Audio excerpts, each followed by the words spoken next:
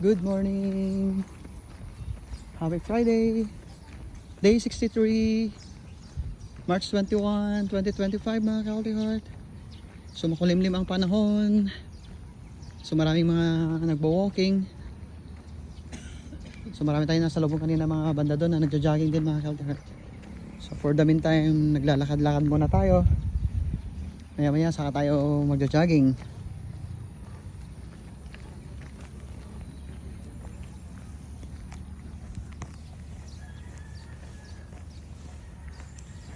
So tuloy lang ang laban. Para sa isang malusog na puso, ika nga nila. And health is the best investment. To invest more. So marami talaga mga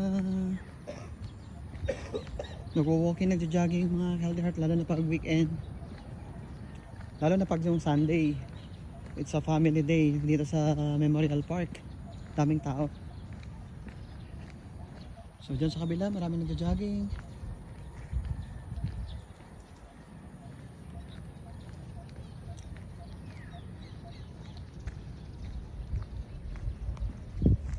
Okay. Bye for now.